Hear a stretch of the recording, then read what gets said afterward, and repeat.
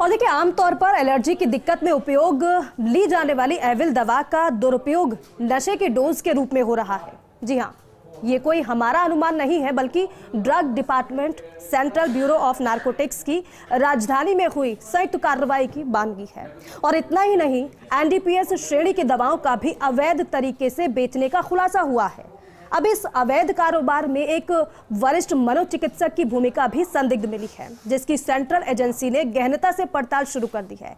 आखिर क्या है नशे का ये नया तरीका और विभाग ने कैसे कसा शिकंजा, इस पर फर्स्ट इंडिया न्यूज की एक्सक्लूसिव रिपोर्ट आप देखिए। जिन दुकानों पर मिलती थी हर मर्ज की दवा, अब वहां बेची जा रही मर्ज बढ़ाने की दवा ऐसी कि जिसको लेते ही इंसान बर्बादी की तरफ बढ़ जाए। इस अवैध कारोबार के चलते एक तरफ जहां कई परिवार बर्बाद हो गए, वहीं दूसरी तरफ राजधानी की पहचान अब उड़ता जयपुर के रूप में होने लगी है।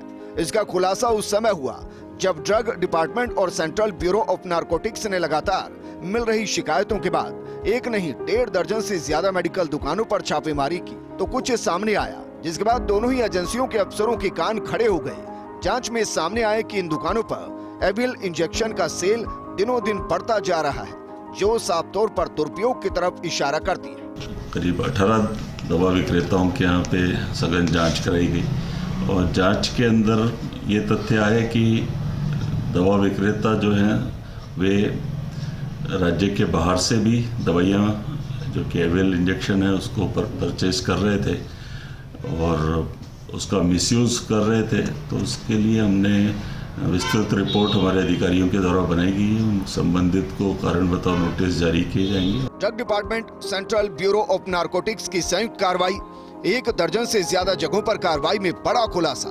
चांदपोल में Rajasthan medical and provision store पर मिला इनपुट। मालवीय नगर स्थित मनोचिकित्सक के यहाँ भी छापा मारा गया। चिकित्सक के घर बगैर लाइसेंस के रखी मिली एनडीपीएस श्रेणी की दवाएं।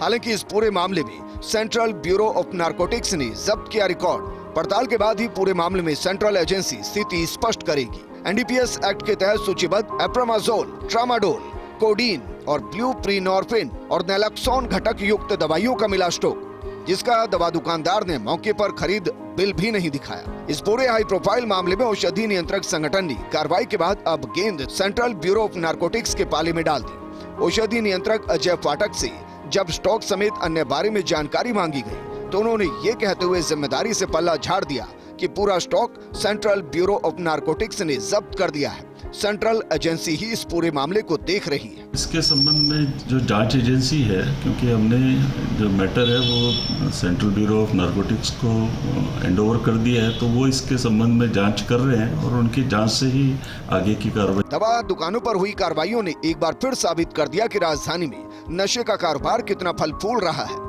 ऐसे में नशे के इस कारोबार की जड़ें कहां तक फैली है और इस खेल में कौन कौन शामिल है, इसको लेकर सरकारी एजेंसियों की सक्रियता काफी जरूरी हो गई, ताकि जयपुर को नशे में उड़ने से बचाया जा सके। फर्स्ट इंडिया के लिए विकास शर्मा की रिपोर्ट।